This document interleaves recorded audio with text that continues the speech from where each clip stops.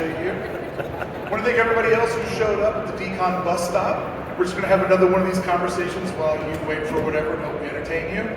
On the stage this morning, I'm joined by three amazing creatives. Starting on the far end, we have our friend Wotto, who it's his birthday today. Woo! Hey, thank you. 21 in Las Vegas, lucky you, the world's your oyster. Yeah, double that. But thank you. And in the middle here, we have Allison Bamcat, who's one of the illustrators, as well as Wotto, that worked on the canvas behind you.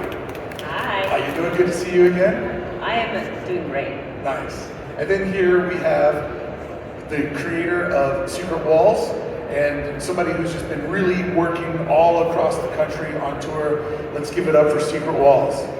Woo! So, let's get started here. On Friday night, you guys were able to put together this amazing piece where you have the two artists battle. This is something that you've been doing for quite a while. You've been on, how many dates was the tour? 12 cities total. This is the 11th stop, I think. So Terry's been on tour on 12 stops, and it started how long ago? Nearly 20 years ago. Yeah. But how long did the tour start? Oh, sorry, the tour. About 3 months ago. Yeah. I understand that when you're on tour, it feels like it's been 20 years, right? But one of the things that's great about Secret Walls, and kind of one of the things we're going to talk about today, is as the world gets noisier and noisier, it's hard to get people to understand what your event is and what you're doing, because we all live in just a complete data dump every single day. So going on tour and doing 12 different cities, you're trying to keep the Secret Walls audience engaged. You got 90,000 people following you over on Instagram. You don't want them to get tired, like, oh cool, they're on tour, I'm sick of hearing about this.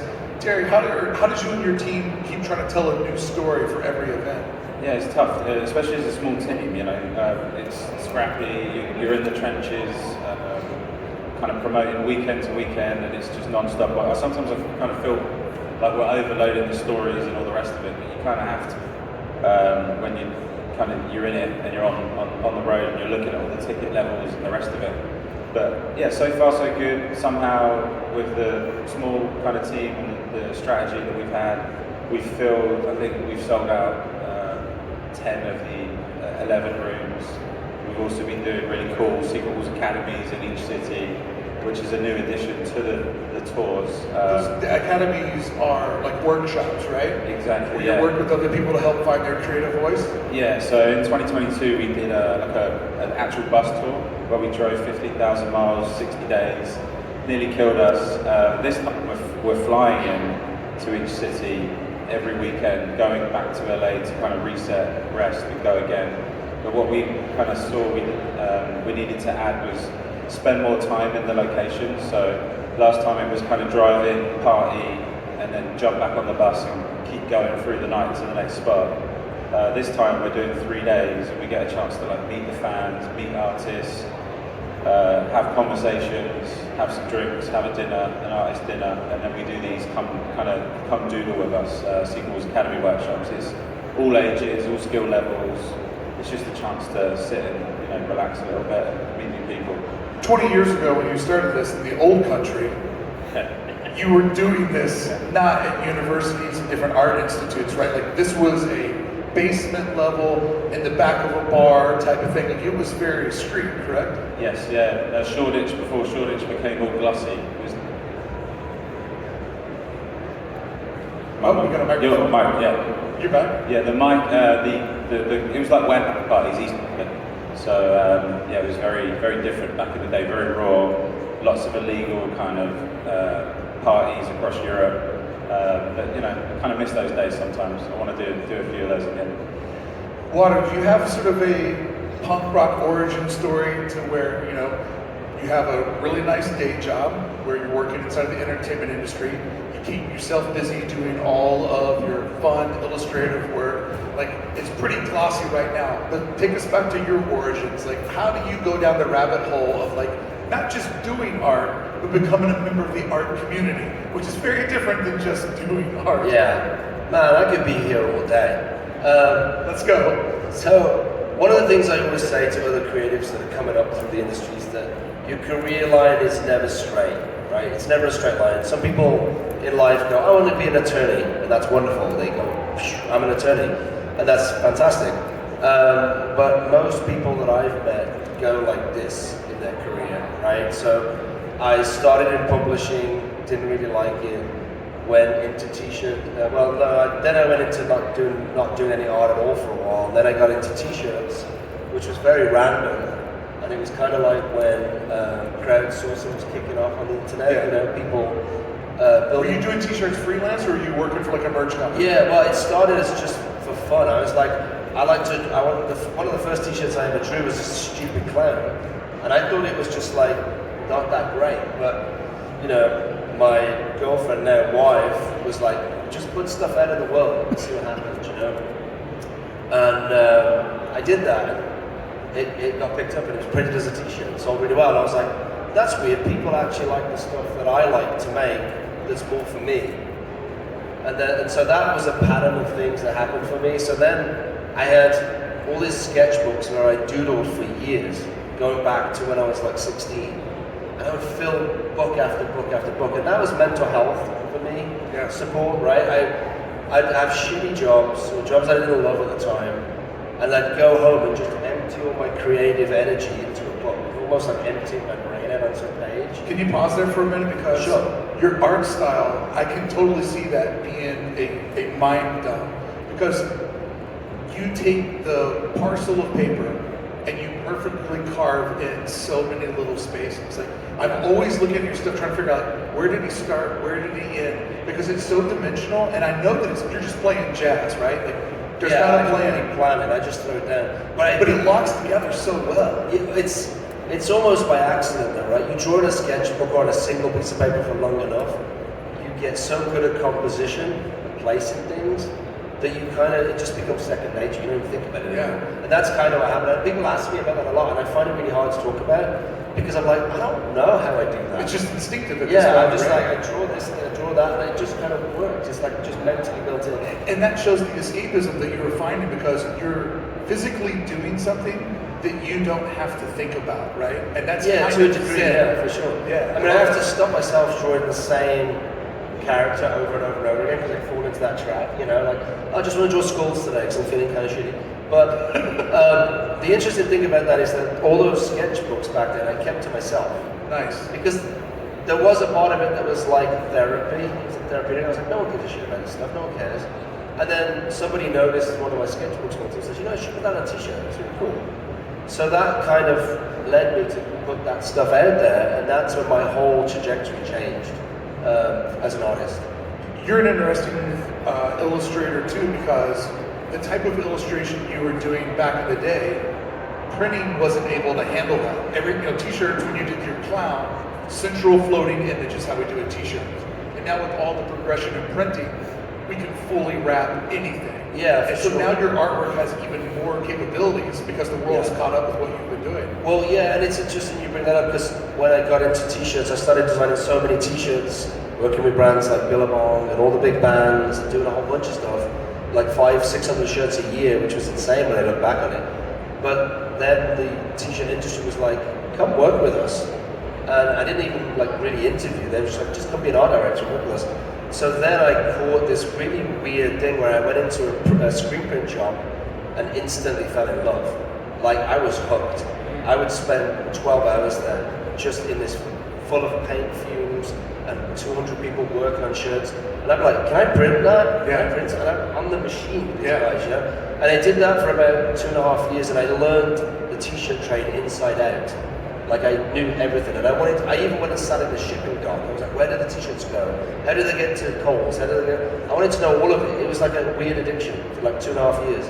And then that's what ultimately led to me going into the industry, the entertainment industry, because I was considered an expert, which still makes me laugh. Yeah. You know, I was just doing something that I really liked. Well, I mean, that's how it works, right? You love something so much you don't realize you're learning. Yeah. And one day you're like, holy shit, I know a lot about this one dumb topic. Yeah. But I can really relate with that because, like a lot of people, I was illustrating and drawing. Adobe comes to my life in the early 90s. And I'm doing, stuff in Illustrator and or not Illustrator's Macromedia freehand and Photoshop back then.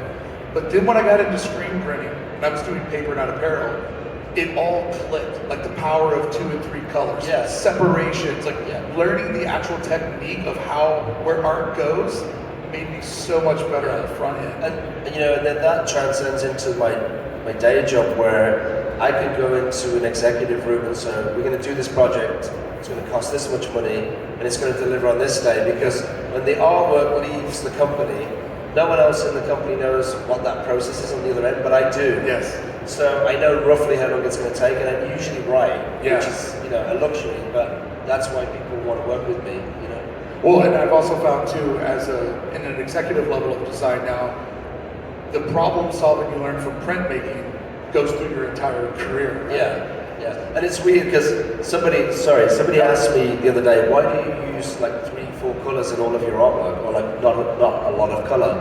And I was like, well, have you ever tried to print something on a t-shirt that's 12 colors or 25 colors? It's really difficult. And they're like, but it's not a t-shirt. I'm like, yeah, but in my head, everything's a t-shirt. You know, like I just can't break that pattern of learned behavior. It's so funny you say that because my whole first decade of design, everything was a sticker at a skate shop in my brain. Like I was trying to make that sticker at a skate shop.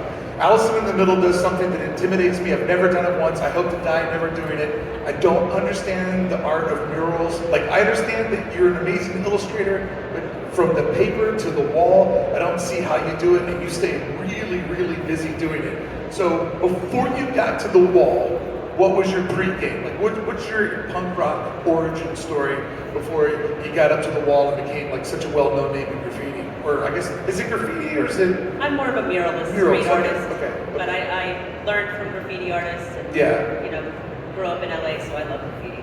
I love seeing it. You can't live in LA and not understand graffiti, right? Absolutely, yeah, exactly.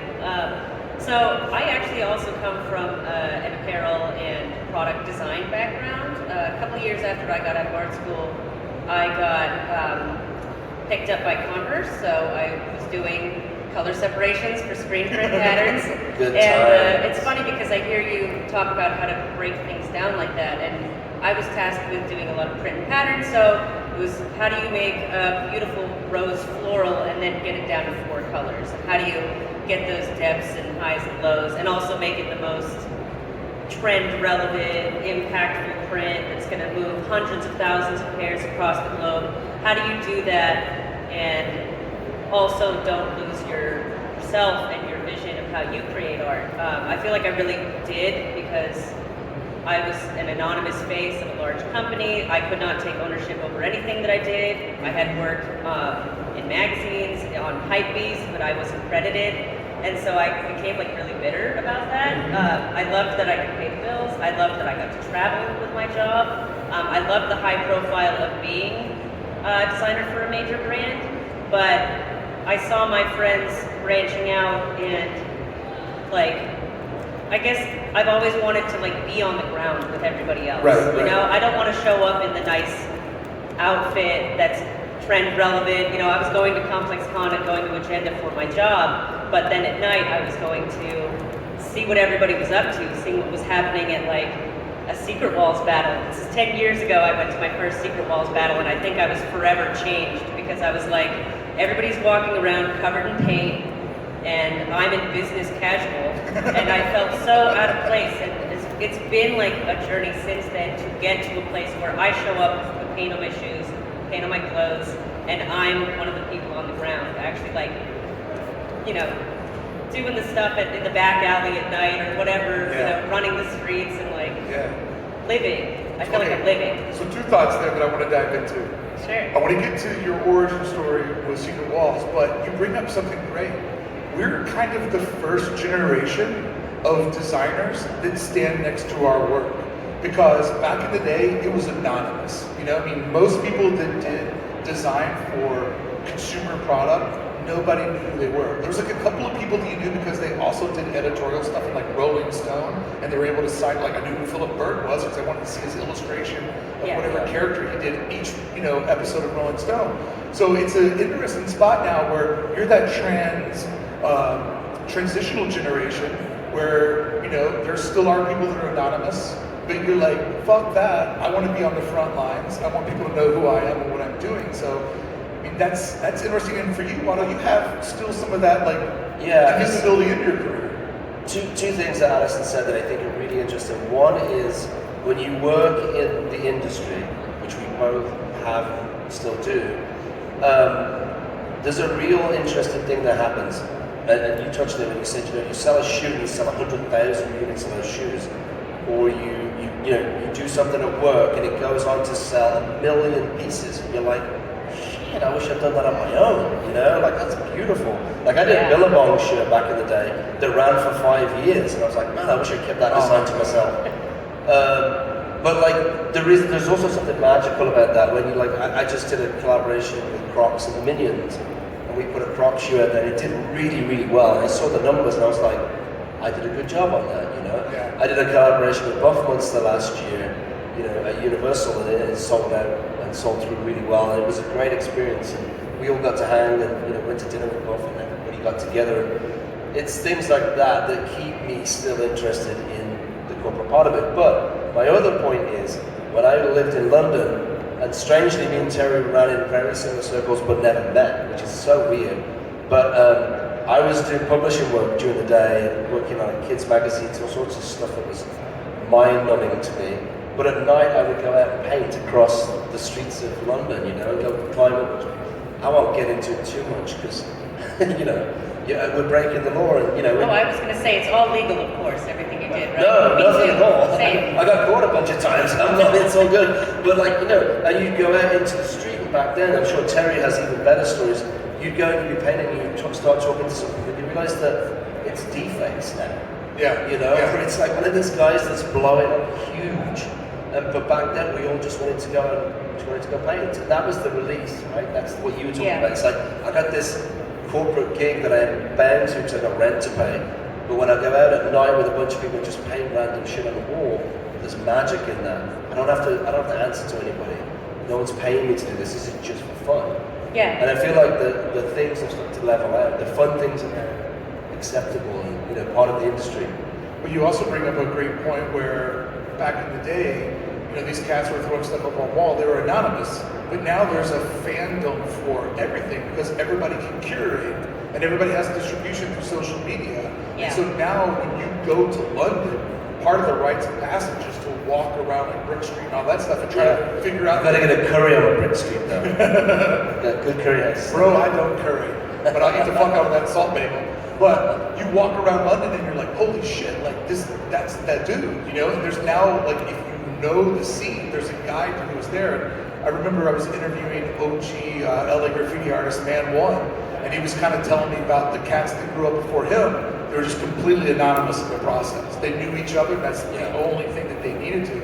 And so it's interesting how, we live in a world of distribution and marketing. But I want to get to this conversation. How do we go from Power Suit Allison to Respirator Bamcat? Tell me about, you go to Secret Walls 10 years ago. How many years until you're actually on the wall?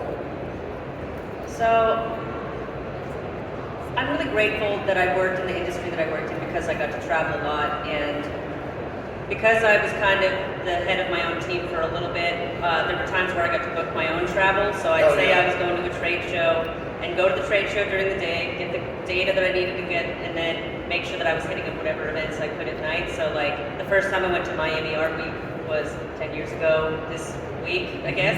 And that's the first time I went to Secret Walls. And just I don't know, there was this thing wrestling with identity about, okay, so I'm making this stuff for somebody else, and these guys are making stuff for themselves, and I have no idea how to use spray paint. I've never painted a mural before. I had painted windows when I worked at in college, to advertise the next sale, so I did some sign painting, and it was really when I decided to quit my day job, I basically just saved up as much money as I could for a year, paid off as many of my debts as I could, and moved back to Los Angeles from Boston because I grew up in LA and just started from zero. Okay, so I've got a little bit of a social media following. I don't have any major clients that are consistent, but I do have a lot of free time. So who can I talk to who I already know who lives out here, who knows a wall that I could scribble some spray paint on?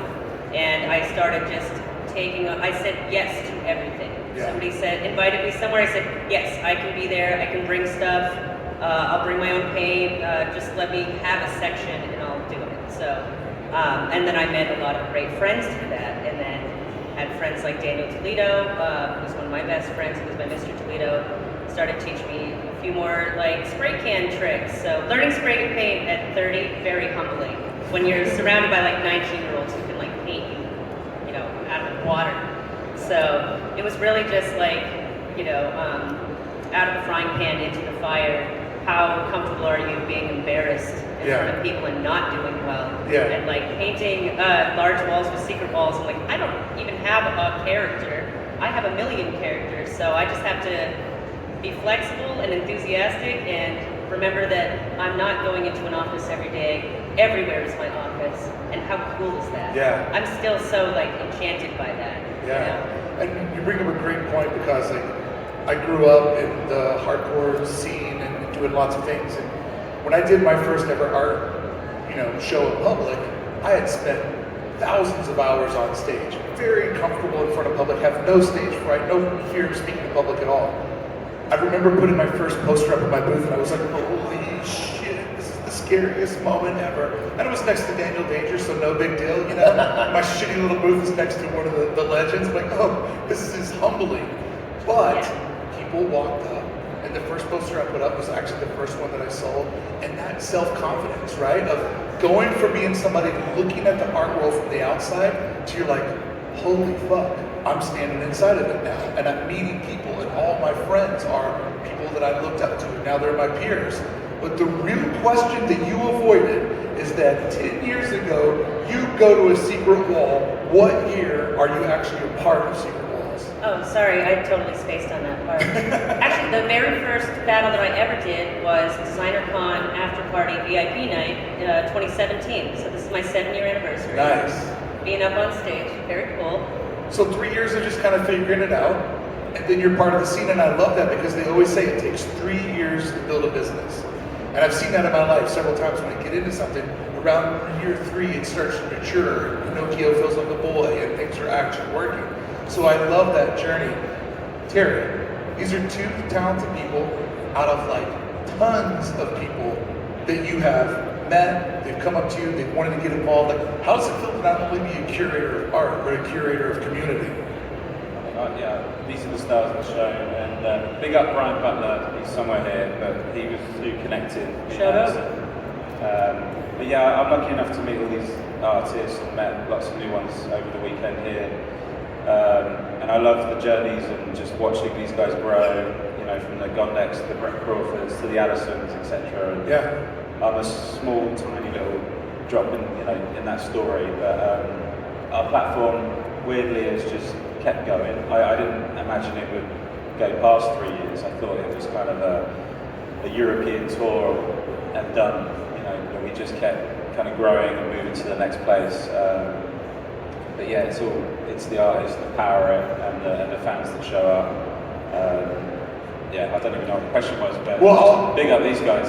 I mean, here's an interesting thing. Like, people that normally have your position are pretty humble. But I don't think you realize how important you are to the artist, right?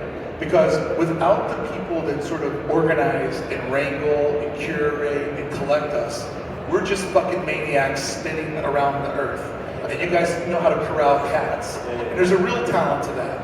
And so one of the things that you've done is you've not only, you know, brought lots of artists into your space and let them see what's possible, but like people like these two are now buds, and all the other people are buds, and they're good buds. And like the camaraderie of, you know, 6 artists technically competing against each other, but all in the name of fun and community. Like, that's a pretty powerful art in itself. Yeah, and this, I mean, on stage the other day, Wotto with Stephen McGarry and Luke McGarry, the first father and son combo as well.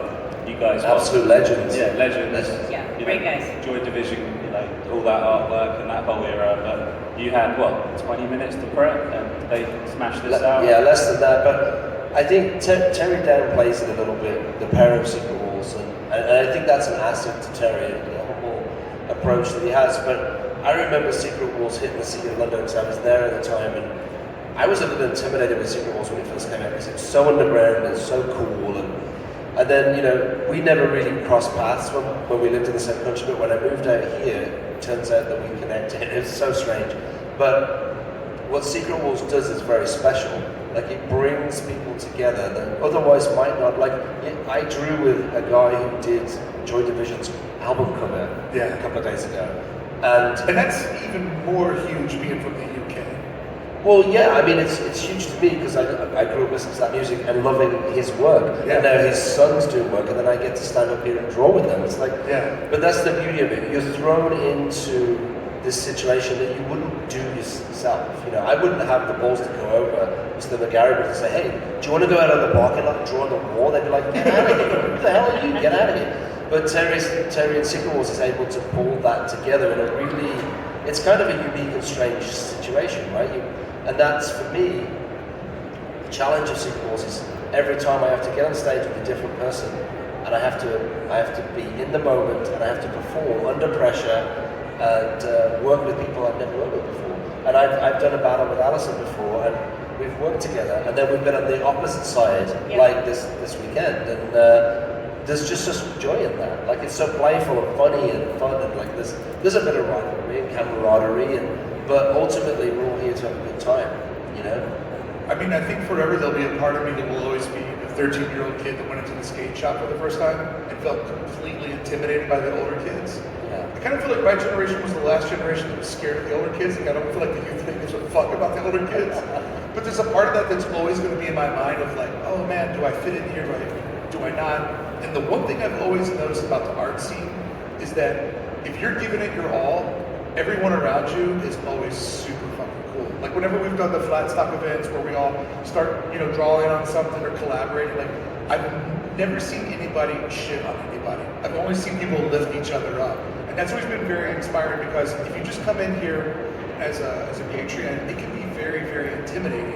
And I would just love to tell people, like, just cross to the other side, become a vendor, and you will find your brothers and your sisters, and your whole world will change because your network will change. And speaking of networks changing, you're an interesting guy, Wotto, in that you have a position of power with your job where, you work for a big company that has big budgets and big opportunities. And what do? But you recruit in people that you admire.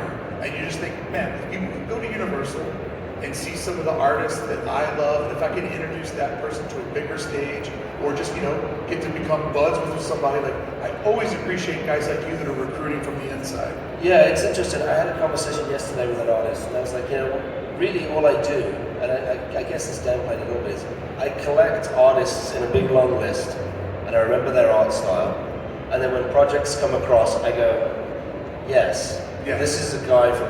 It happened recently. There was a music album cover with a pretty big rap artist that did music for Despicable Me 4, and the project literally got halfway across my desk, and I was like, Tony Riff! Tony Riff's doing this artwork, and everyone was like, what? And I'm like, this artist, I've been waiting 15 years to do something with him. And I called him up, and I was like, I've got a project for you, and it's amazing, and it's this rap artist, and you probably don't know who it is. And he was like, oh my god, that's huge. And I was like, yeah, but it's yours, And like, there's huge joy in that for me. It's connecting things together that totally make sense, While we're speaking about the art of curation, Allison, do you have other women that reach out to you and go, how do I get to do what you're doing?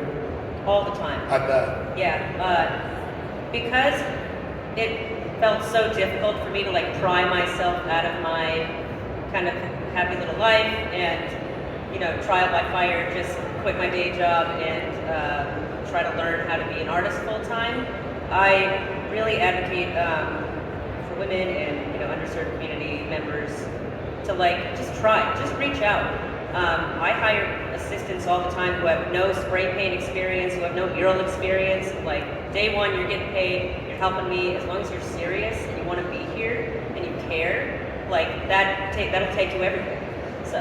I mean, I know you didn't start all of this to become a role model, but there's no doubt that you are an avatar for some young women of she's doing it, I can do it. Oh, Maybe she'll help me do it. It's all out of spite for all the things that I didn't get. I want to make sure that somebody else gets it. Hey, spite is a powerful fucking tool. Absolutely. I'm still running on spite. Oh yeah. Hey, never stop. Never stop. So Terry, when you've done the tours, you've traveled the world, what's on the to-do list? What do you think you can keep doing to entertain the Secret Walls community? Keep bringing new artists in? What's on the to-do list? The tours will continue, and we're building towards. 20 years ago, I said that I wanted to bring art back to the Olympics because it was in the Olympics through 30s, I think to like 48. No shit. Yeah, you could win a gold medal for sculpture creation. You could, I think, canvas painting, spoken word. So I kind of said it as a joke, but recently Pharrell said it in Paris, and it's now poured fuel on the fire and that kind of with that mission. So we've been pushing that quietly, and we're building towards an LA 28 Olympics secret walls model. Oh my God! First time we've said that, not publicly talking about That's it. phenomenal. So there's that. So art and sports and kind of how we bring it closer and have fun with the battles. But personally, I think with the academy stuff and what these guys were just talking about, kind of being an inspiration and a hero to others, lifting other people up. That's what Secret Walls is really about. It's like bringing the next, young or old artist on stage. It doesn't matter what age, what background. Let's get you up and give it a go. I see that in the academies, and I kind of want to double down on that personally.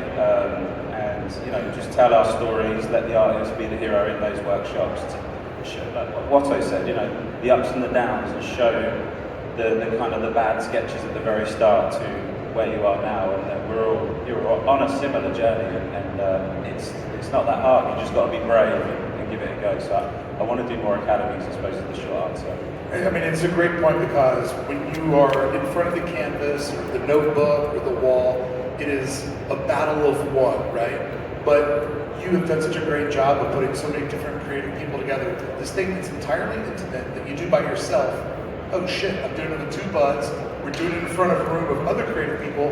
We're all having fun, and it's like, it doesn't matter what the end result is. It is truly one of those moments in life where it is about the journey, I mean, I guess there's a winner, but it's the camaraderie that I think everybody really catches up on. And, emceeing these events before and being in the crowd, it's fun for me to see what you guys don't see behind your back. Of people just like, they're trying to guess what's next, like, oh, well, fuck, that's what it is. And like, it really is good entertainment. Like, people enjoy the process and seeing how the sauce is made.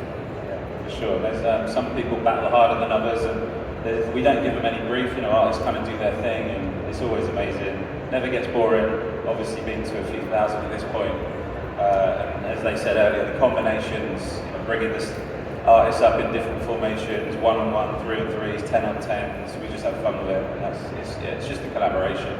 It's also interesting too that we have two artists at the table here that color is a big part of your storytelling, and Secret Walls is just black on white. So that's got to be extra hard to kind of get taken away from some of your secret powers, right? Yeah, he keeps inviting me back, so I hope. But no, my work is full color. I don't even use black in my paintings at home. So this is always a big challenge for me, but it's such a fun challenge. Yeah. So I love it. I want to see when you really flip the script and just give people a black wall. They got to do relief and go backwards. We did that in Cincinnati recently. Really? Yeah, we did a Cincinnati Blink Festival. It was a 50-foot by 20-foot wall. We had scissor lifts for the artists in front of 600-700 people.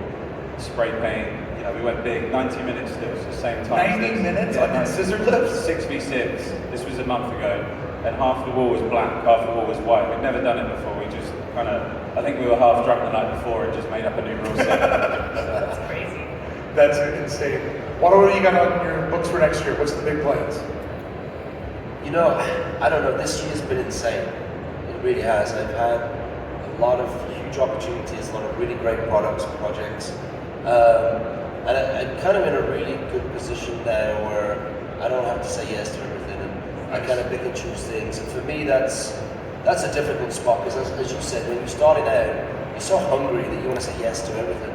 But I've realized that there's certain projects, whether it's with a huge brand or just a small brand, you should probably say no to something because they're not always hiring you for your work, or they're trying to manipulate your work and tell you exactly what to do. So I'm getting old, I don't have time for that sort of argument anymore, it's not even cool. Aren't you a year older today? Happy birthday. I am. Yeah, all 21 of me. 21 of Vegas. So next year I'm kind of leaving it open. I've had a really good year. I'm really, really happy with how the year's gone. I had a lot of private commissions, which is awesome. Next year, I don't know, more Secret Walls hopefully. Nice. I love doing these things because it's so different to everything else that we do. I don't know. I'll see what comes by. You just said something that was really smart, and Allison said something was smart, and they conflict. But actually, guy who's listening to the episode right now, Allison brings up a great point. When you're starting, you always say yes because you need opportunities. But you bring up another point. Eventually, you earn the right to say no. Yeah. And that is a crossroad that we all have to get to, where you say yes and yes and yes until you're at the moment where you're like, now I can say no. Yeah, and it's sometimes, with social media, the platforms that we're all tied to, there's this almost like jumping through hoops thing for artists, and I actually think that's getting worse for a lot of artists. It's like you can't just be an artist, you've got to be a marketing director, you've got to be making content, you've got to show your face every 2 seconds. Like, that's a lot of work and pressure, and so I think it's important to teach the generations that are coming up through that. Because when I started out, I walked around London with a portfolio in my hand. Old school, baby. Yeah, so a lot has changed. I got told no a lot. Your work's too creepy, go away. But a lot has changed, but I think that similar pressures are still there, right? Like, make this, make that, show your face more, post more reels, do more content. And it's like, guys, just make art and put it out in the world. And if someone else resonates with your art, you'll have success. Yeah. But that story is so hard to tell now because everyone's just ramping things up. A lot of noise out there. So I think it is important that a lot of people chase big brands and big things. When people hear about my day job, oh, can I do something with you guys? And I'm like, it doesn't always work that way, And we get people that say no all the time, and I respect that. The job's not right, you say no to it. But that isn't the mentality on social. No. It's like if Nike or whoever the big brand is comes to you, you go, absolutely. Right. But maybe it's not the right job for you. Yeah. And sorry to hog it here, but the other thing, I had a client recently that came to me, I won't mention names or anything, but they came, and it just wasn't right for me, I didn't feel comfortable, but it was a big brand, and they were a little bit knocked back when they said no, but I was like, there's other people in this industry, and I can give you a short list who will do this better than me. So maybe, work with somebody else, that you'll have a better product, it'll work better for that artist, and I'll thank you, but no. I can only envision the amount of confusion. Yeah, well, I walked away from it and I was like, what have I done? You're an idiot. That's great. Allison, what do you got on tap for next year? I'm still kind of building up my roster for next year. I know one thing I'm really looking forward to is an exhibition at the Brand Library with ThinkSpace projects. I love ThinkSpace. I've always looked up to them since I was seeing them in magazines in 2005 at my job at Blick, flipping through the magazines because I couldn't afford to buy them. Being able to work with them, they're like a second family to me. And, Awesome. I'm really grateful they continue to give me opportunities. And so I think I might be doing a small mural and a larger painting for them, which is like a dream come true. That's great. And so then some other kind of group art shows, and then I'm just applying like crazy for different mural festivals. I'd love to paint out of the country for the first time. I'd love to paint a mural somewhere Just go to international. Canada and get nuts. Yeah, so I just applied to everything, and I get rejected 99% of the time. But you build like a thick skin For sure. after a while. So I'm just trying to build up my ear, and I don't know, any gaps that will be a good time to create and make my own paintings. Practice. Terry, thank you so much for being part of another DCON. Thank you for what you do for the community, both the people that come in just to watch the show, but also what you do for other artists. I know you're going to stay humble, so I don't need to tell you to, but what you do really illustrates that there is so much more room in the art world for people that don't actually make art. And people like you are, I think, the true MVPs because we need people like you. So thanks for everything you do. Appreciate it. Thank you. All right, everybody, thank you so much for showing up at the DCON bus stop and hanging out. Hopefully your bus will be here soon and you can go on to your next travels. Coming up at 12:30, we are going to be talking about the art and licensing of Betty Boop. So if that's something you're interested in, I'd love to see you here. If not, hope you enjoy the rest of your DCON.